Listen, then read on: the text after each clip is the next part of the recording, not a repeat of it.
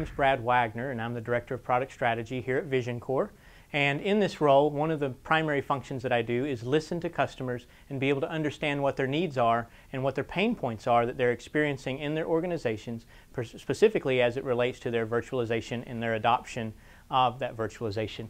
And one of the key pieces that we wanted to share today in this very short clip is just to be able to explain, one of those pieces of feedback that we receive on a very regular basis. And that has to do with the challenges that are presented by disaster recovery and disaster recovery testing in their organization. And so we regularly hear that strong feedback about how difficult it is to have successful disaster recovery plans that are able to be depended on in the event of an emergency. And usually I'll ask people to describe what they have in place, and typically what they're working off of is some type of disk-based replication that is working between a primary site and an alternate site that either might be two facilities that they own or their primary site that they're replicating into a hosted provider that is providing that secondary site as a service to them.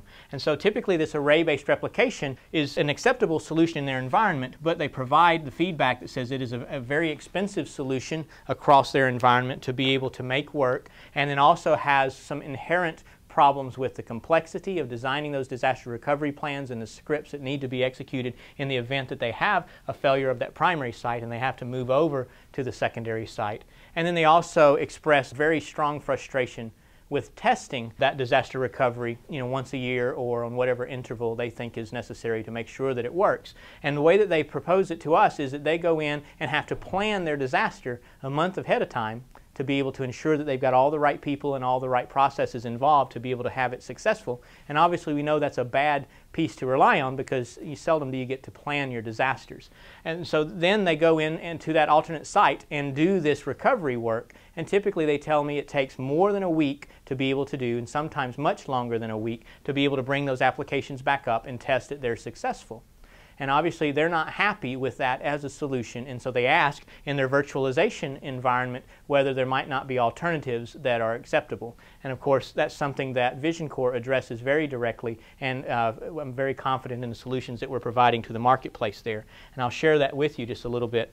Today we have a product called vReplicator that we use in the space that provides disaster recovery not at the storage level where you saw with those disk arrays up there a while ago, but rather at the ESX host level where you're able to take an individual VM and choose to protect that VM over at the alternate site rather than having to elect to protect an entire array or at least an entire LUN on an array. And so they're able to take that single VM and replicate it over to the alternate site to where they have that replication going on full time between those VMs on a scheduled basis, maybe once a day or every few hours for a virtual machine to have that level of protection.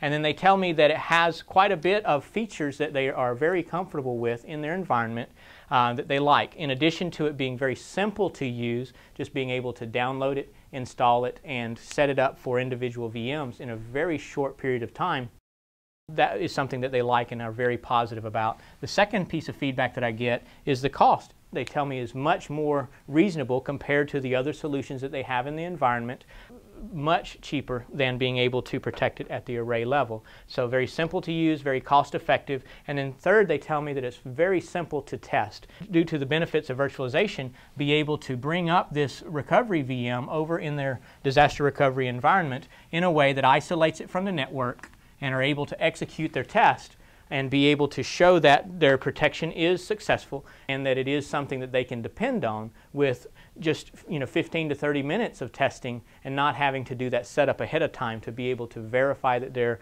recovery is in place and that they're able to depend on it. That's because we're leveraging the benefits that virtualization brings by taking this virtual machine and totally encapsulating it in a container and being able to do that. And so I wanted to share with you a recent letter that we received back from some customers that were doing their disaster recovery test and were expecting to have all of that complexity and problems that they had in the past. But what they wrote is, "Thanks very much for your help. This was by far the most successful and thorough DR test we've ever conducted, and it was essentially flawless. Everything went as smoothly as can be. Great work. Our clients will be thrilled. And then they said they've shut down all the VMs that they were using in the test environment, and they're ready to have them turned back up on the other side to be able to have ready for a disaster in the future. And so that's the type of feedback, and you can tell how different that is from the feedback that I spoke about at the beginning of this clip. And that's why we're very comfortable with the vReplicator and how it's addressing those pains in the marketplace. Thank you.